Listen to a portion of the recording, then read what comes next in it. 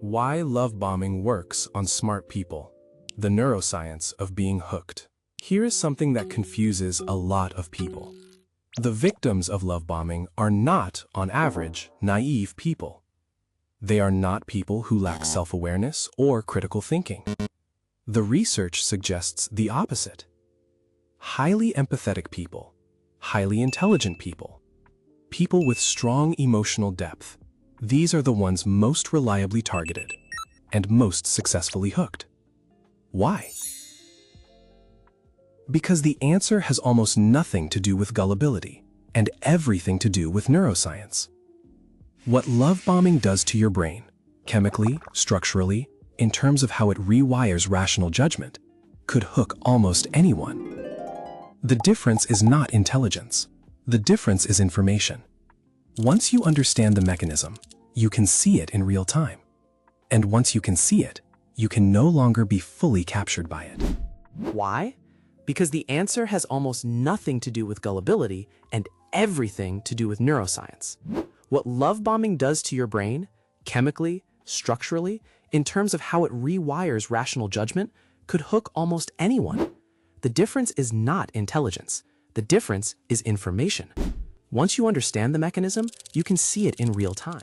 And once you can see it, you can no longer be fully captured by it. We're going to get into the dopamine override, the cognitive tunnel, and something the Stoics identified millennia before neuroscience caught up, the danger of what they called violent impressions. Let's get into this. Love bombing is not just moving fast or being enthusiastic. It is a specific pattern, intense, excessive affection, attention, and idealization delivered early in a relationship, before the other person has had time to form a realistic assessment of who they are dealing with. Constant messages, grand declarations of connection. I've never felt this way before. You are unlike anyone I have ever met. All of it arriving before you know enough to verify whether any of it is real. Why does this work on smart, perceptive people? Because it does not feel like manipulation. It feels like a neurological event your brain has been waiting for your entire life. When someone looks at you and seems to truly see you, to be captivated by you, your brain releases dopamine, activating the mesolimbic dopamine pathway, the same reward circuit activated by food when you are starving, by cocaine. A 2005 study by neuroscientists Helen Fisher, Arthur Aaron, and Lucy Brown used fMRI imaging to show that early romantic love activates the same brain regions as cocaine addiction, with the same intensity, the same compulsiveness, and the same capacity for withdrawal symptoms when the stimulus is removed. But love bombing triggers the dopamine system at an intensity that exceeds normal romantic experience. The constant messages, the relentless affirmation, keeps dopamine elevated almost constantly, and sustained high dopamine narrows your cognitive focus. Neuroscientists call this the cognitive tunnel. When dopamine floods the reward system, the prefrontal cortex, responsible for risk assessment, long-term thinking, and critical evaluation, is effectively downregulated. You are not thinking less clearly because you are naive. You are thinking less clearly because the neurochemical environment makes careful, skeptical thinking physiologically more difficult. This is what makes love bombing so specifically effective on intelligent people. Intelligent people are often used to trusting their own judgment.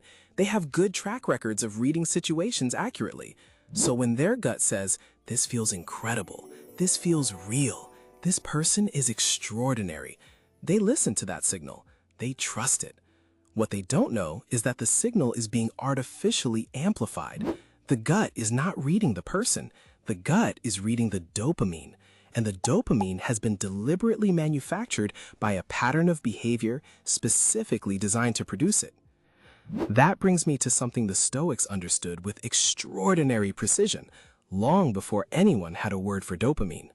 Marcus Aurelius and Epictetus both wrote extensively about what they called phantasia, the impression, the vivid mental image that an external stimulus produces. Their concern was that the more intense and pleasurable an impression, the more likely the mind is to accept it uncritically. They called particularly dangerous ones violent impressions, sensory and emotional experiences so powerful that they temporarily override rational judgment. Epictetus warned, "Be not swept off your feet by the vividness of the impression. He was not talking about love bombing specifically. He was talking about any situation in which the intensity of an experience makes it difficult to evaluate that experience clearly. The Stoic antidote was epoche, suspension of judgment, the deliberate pause before accepting an impression as truth. You notice the impression. I feel an overwhelming connection to this person, and instead of immediately accepting it as reality, you hold it. You ask, what do I actually know? What has been verified over time versus what have I simply been told? Epoche does not kill the feeling. It creates a gap between the feeling and the action, and that gap is where rational judgment lives. Now, this explains why the hook doesn't just form during the love bombing phase. It often becomes strongest when the love bombing ends. When someone transitions from love bombing to withdrawal, the dopamine system does not return to baseline. It goes into deficit. And a brain in dopamine deficit experiences the withdrawal of positive attention as a genuine deprivation, similar in neurological profile to drug withdrawal. The anxiety, the obsessive thinking, the compulsive need to restore the connection, these are not signs of weakness.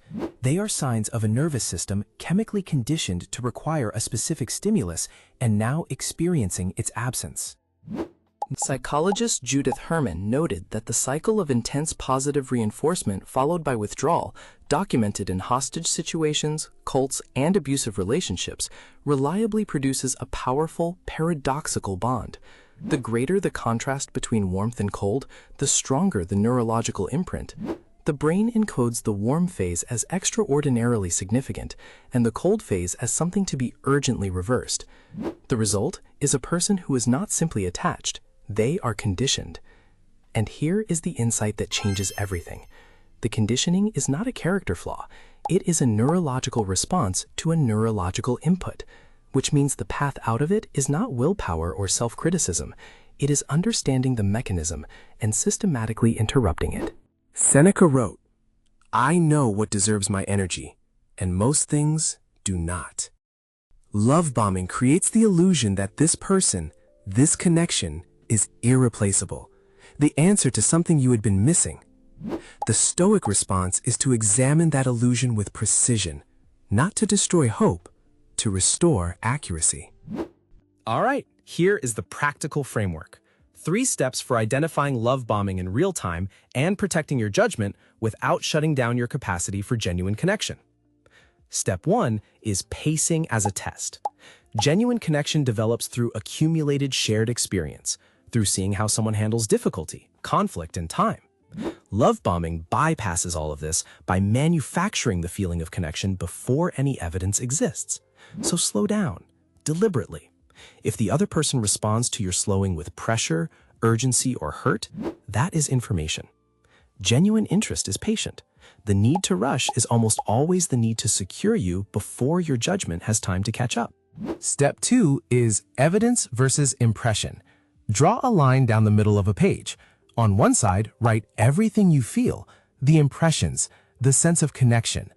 On the other, write only what you have actually observed over time, their behavior under stress, how they treat people they don't need anything from, whether actions match words. Most people in the early stages of love bombing find the left column overflowing and the right column nearly empty. That asymmetry is not a judgment. It is a measurement of how much of your certainty is feeling versus fact. The ratio tells you how much caution is appropriate. Step 3 is the outside view. High dopamine states narrow your perspective. You stop being able to see yourself from the outside. Ask a trusted person who has no investment in the relationship to share their honest observation, not to make your decision, to give you a perspective that has not been chemically altered by the dynamic you are in. The Stoics called this consulting reason. In moments of vivid impression, an external, calm perspective is worth more than your own felt certainty. You do not have to agree with what they see, but you owe it to yourself to hear it. Love bombing works on smart people for one reason. It does not attack your intelligence. It bypasses it, going underneath the analytical mind and speaking directly to the neurological system.